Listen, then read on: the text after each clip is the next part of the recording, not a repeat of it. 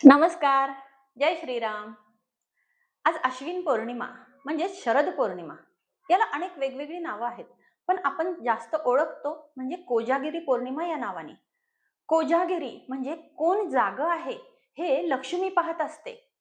म्हणून कोजागिरीला रात्री जागरण करण्याची प्रथा आहे.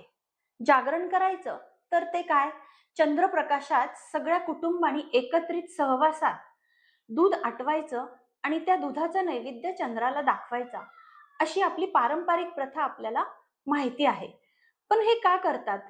तर चंद्र पृथ्वीच्या अगदी जवळ असतो आणि चंद्राच्या प्रकाशातून आपल्याला अमृत मिळतं अशी मान्यता आहे.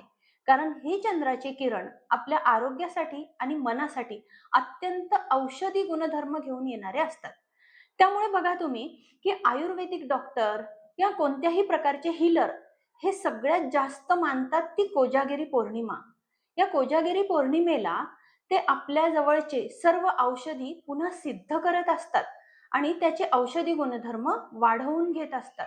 त्यामुळे आपल्या शारीरिक आणि मानसिक व्याधींवर चंद्रप्रकाशात ठेवलेल्या औषधी जास्त परिणाम करतात. ज्योतिषशास्त्राच्या दृष्टीने जर आपण चंद्राचा विचार केला तर चंद्र म्हणजे मन, चंद्र म्हणजेच आई, अन्न, पाणी, दूध या सर्व गोष्टींचा कारक हा चंद्र आहे. म्हणजेच आपल्याला रोजच्या जीवनात लागणाऱ्या सगळ्यात महत्वाच्या गोष्टी ज्या आहेत त्या चंद्राकडे येतात.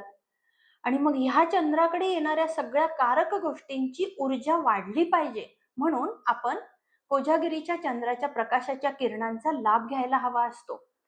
मग आपल्याकडे प्रथा आहे की कोजागिरीच्या दिवशी दूध आटवायचं आणि ते चंद्राला नैवेद्य म्हणून अर्पण करायचं आणि तेच दूध सगळ्यांनी प्राशन करायचं असतं.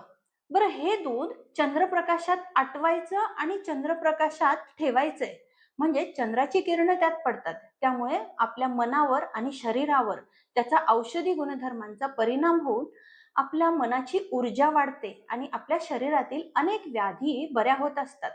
त्यामुळे आपली एकंदरीतच सगळ्या प्रकारची ऊर्जा वाढण्यासाठी हे दूध खूप औषधी गुणधर्म घेऊन येणारे असते. आजच्या दिवशी आपण आपल्या जवळ असणारे क्रिस्टल्स, तसेच स्फटिकाची माळ, रुद्राक्ष, कमलगट्टा, गुंजाची माळ, वैजयंती माळा ह्या ज्या निसर्ग निर्मित गोष्टी आहेत आणि त्या आपण ऊर्जा निर्माण करण्यासाठी किंवा आपल्या साधनेसाठी वापरतो, त्या सर्व गोष्टी आज चंद्रप्रकाशात ठेवून आपण त्या ऊर्जान्वित करू शकतो. त्यामुळे आजच्या पौर्णिमेचा सगळ्यांनी जास्तीत जास्त लाभ घ्या.